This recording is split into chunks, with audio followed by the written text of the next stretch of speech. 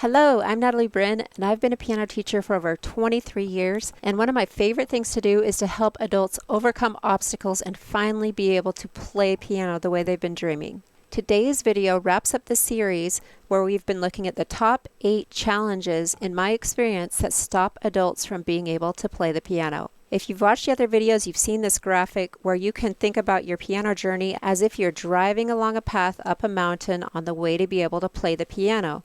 But we talked about how there's all these parking spots off to the side where people end up pulled over, parked, stopped, and not making any progress. And they just don't end up making it up to the top and experiencing the reward of having the joy of playing piano. Over the last couple videos, we've covered the obstacle of if someone has overwhelming sheet music or if they're learning in a way that they're forgetting, it just doesn't stick easily, they're going to end up pulled off in those parking spots. We talked about learning in isolation, and many of these actually interconnect to some of the other ones, and that one can even lead to self-doubt and discouragement. We talked about the cost of piano lessons and if someone has no clear path to success. Those are all really things that can stop someone, and today we're going to touch on having time constraints or a lack of a routine and consistency. In a recent poll I did gathering information, I asked people what's the biggest block stopping them from learning to play the piano. There was about 3 equal groups, and about a third said time was stopping them. The next group said structure, they weren't quite sure what to do,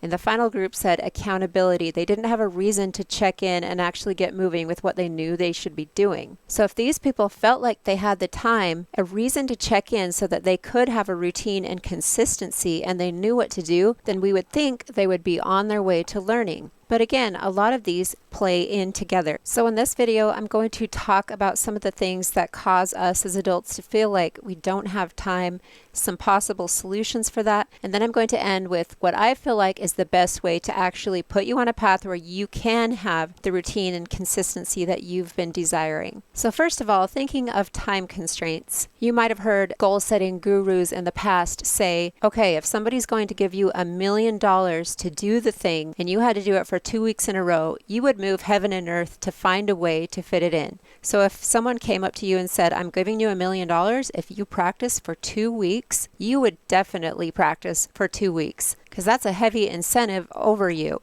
And that question is designed to get you to really realize what exactly is in the way. You're able to think of which things you would stop doing so you could do the thing that really matters. The problem with learning piano, though, is for a lot of people, it's hard to place that up high on the priority list because everything else seems to be so much more important. Sometimes it's hard to make ourselves a priority in the things we want, like a personal skill of playing the piano, when so many other people need things from us, or when we're so exhausted after giving so much all day long.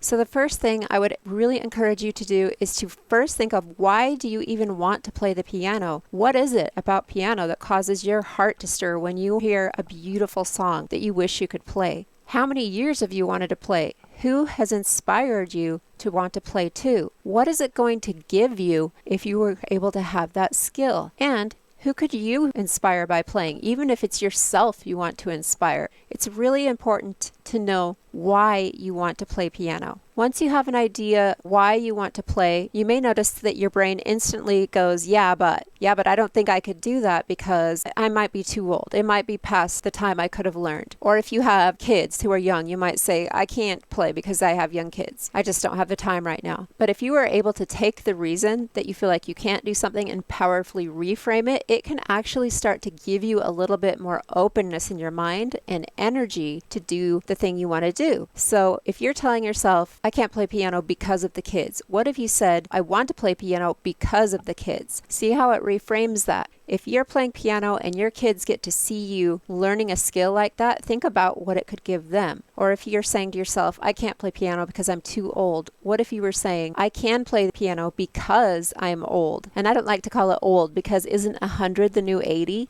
Isn't 80 the new 60? For me personally, I think it's one of the most inspiring things you can do to show that you can start a new skill at any age. Imagine the people that you could inspire, the people that are telling themselves they're too old, but you go and show show them, yes, this can be done. Or maybe you feel like you're just too tired at the end of the day. But what if you use it to give yourself energy for the day? What if you can fit in a good 10 minutes while you're drinking your coffee before you go to work? Is it worth getting up that little extra bit of time so you can give yourself a gift before you go off and give to everyone else all day?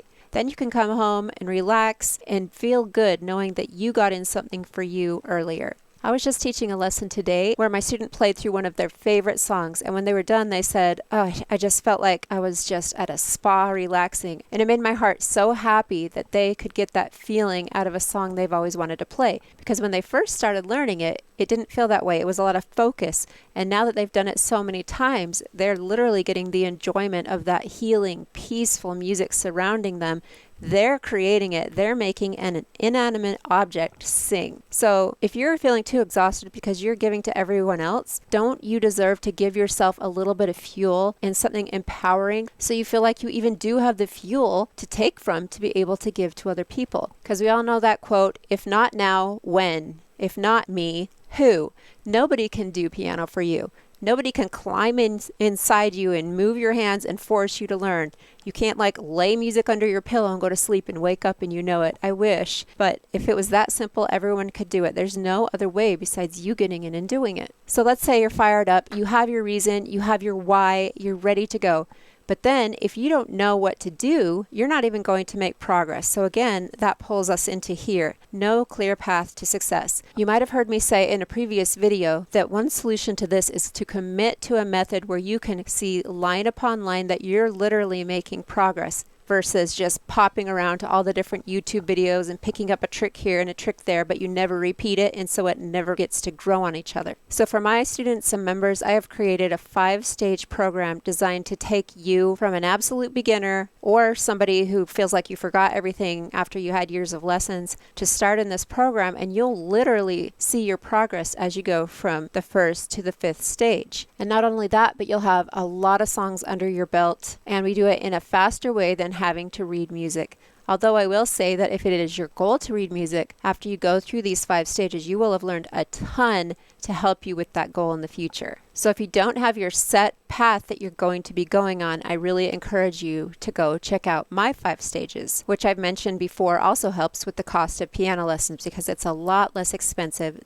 Okay, so let's say you do have a method you're going to be following. You're fired up. You feel like you know where you're going to be putting the time in order to do this. But what happens the minute something out of the ordinary happens in your day? What happens when you get up late and your alarm didn't go off? What happens when you wake up feeling a little more depressed than you did the day before and it's hard to connect to that energy of your why? It's so easy to just let it all go, but we disappoint ourselves when we do that. It really ends up affecting your sense of yourself. When you knew you were going to do something, when you told yourself you were going to do it, even if no one else knew, you knew.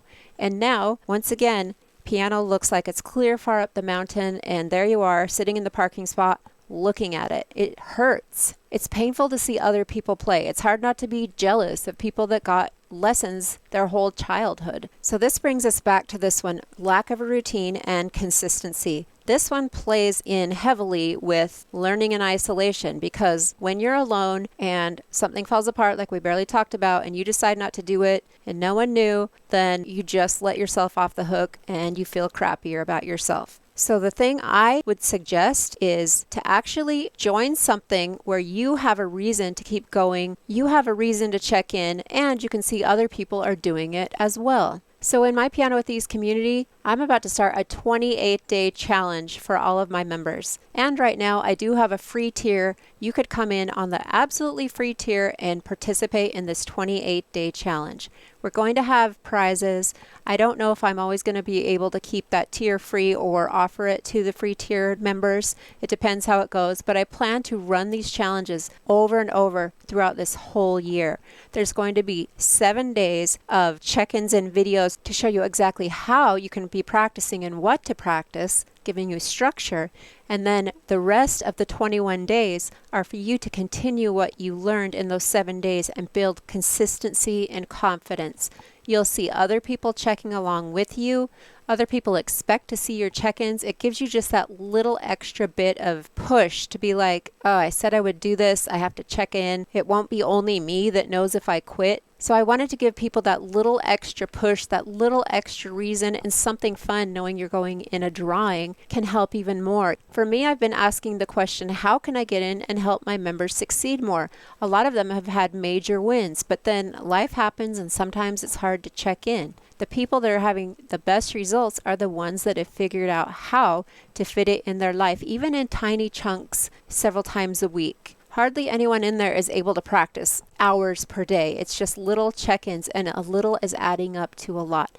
I want to see you as one of those people that actually can have this kind of growth this year. This is your year. I want to see you smiling. I want to see that you are finally doing this for you. I'm confident that when you come in the Piano with Ease community, you'll see that you have the opposite of all these problems. You'll have sheet music that finally is not overwhelming.